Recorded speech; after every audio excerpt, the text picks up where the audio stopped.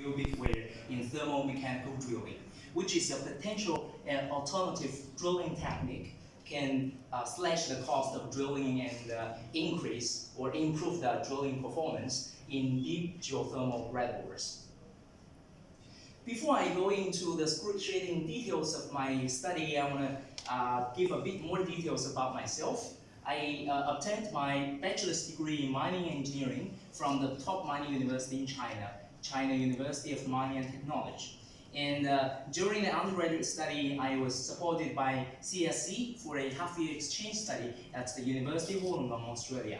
And then I started my master degree, and I finished the coursework towards my master until 2016 in the same university. And prior to I joined NTU as a PhD student in 2016. And hopefully I can submit my thesis by the end of next month.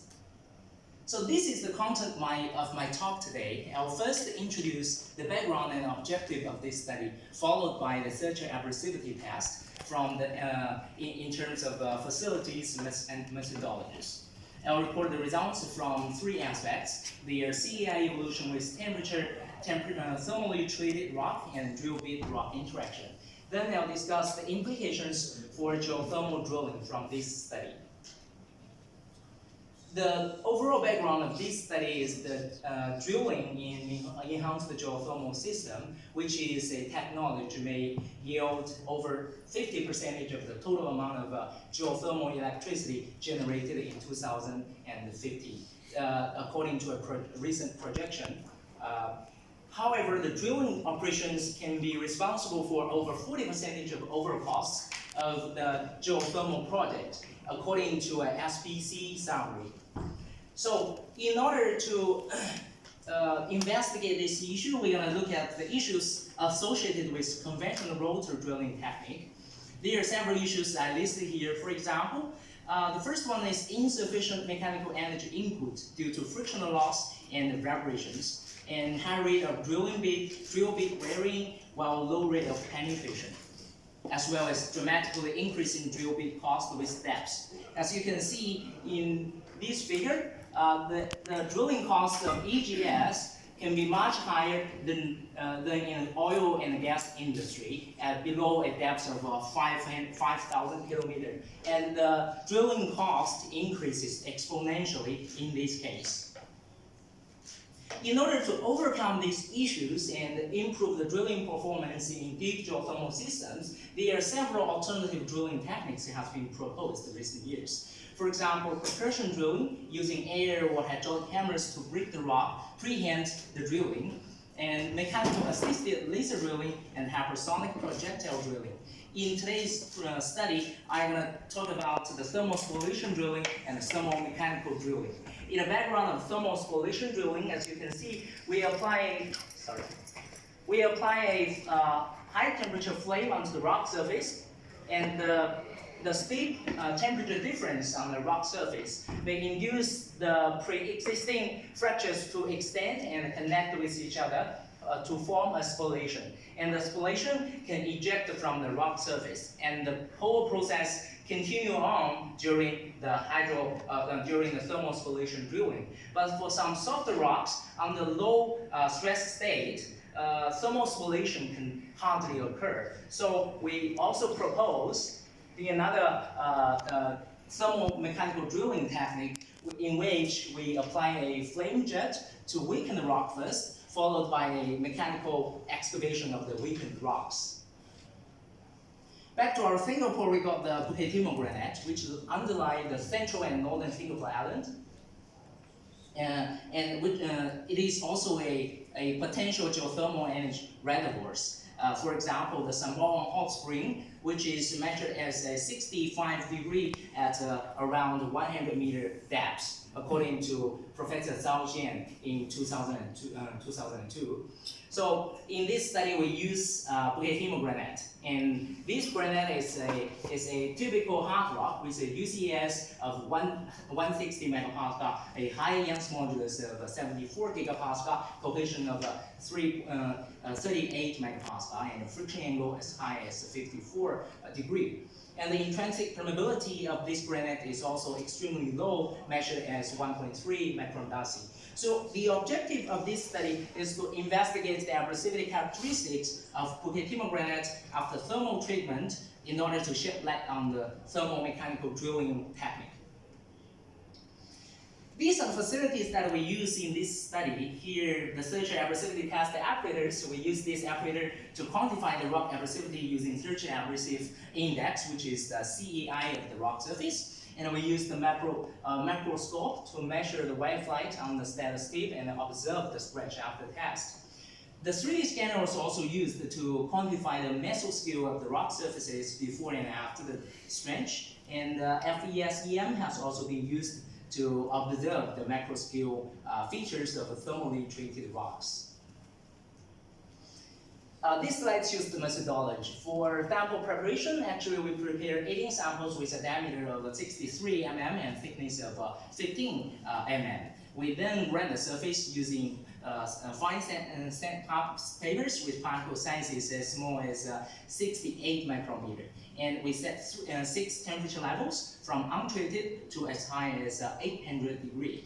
The heating rate using this in furnace is 1 degree Celsius per minute. Until the target temperature has been reached. We keep the temperature there for around 1 hour before we left the sample naturally cool down to room temperature.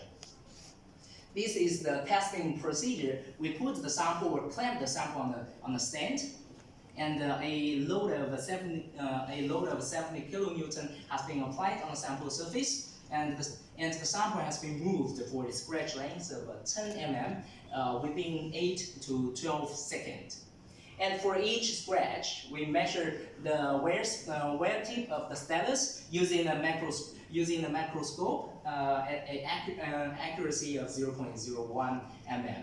And the average of these D values multiplied 10 is our searcher abrasive index. As we can see, this stylus is representative of the drilling bit. So the higher the D value, the higher the searcher abrasive index. And a higher CEI means a higher stylus wear. Here comes the results. First, let's look at the CEI evolution with elevating temperature. As you can see here, the CEI first decreases from 3.5 at 25 degree to 3.0 at 400 degree, and then it remains constant between 400 degree and 600 degree. It increases from 3.0 at 600 degree to 4.1 at 800 degree, finally exceeding the value of untreated sample. So overall, we can see that the CEI of untreated and treated samples are characterized by high and very high abrasivity, according to this characterization or classification here. We also observed the thermally treated rock, as you can see here, from the untreated one to the one treated by 800 degree. We can see a obvious color change of the sample, which becomes yellowish from black one and black and white one to yellowish one.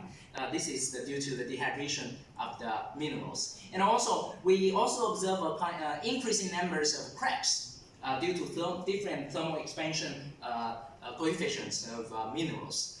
And for the SEM images, in untreated one, we identify the feldspar and alpha quartz. And for at 200 degree, we observe the intergranular cracks. And intragranular cracks is observed at 400 degree and higher temperatures. We also observe beta quartz at 600 degree because of which is transformed from the alpha quartz at around 570 degree.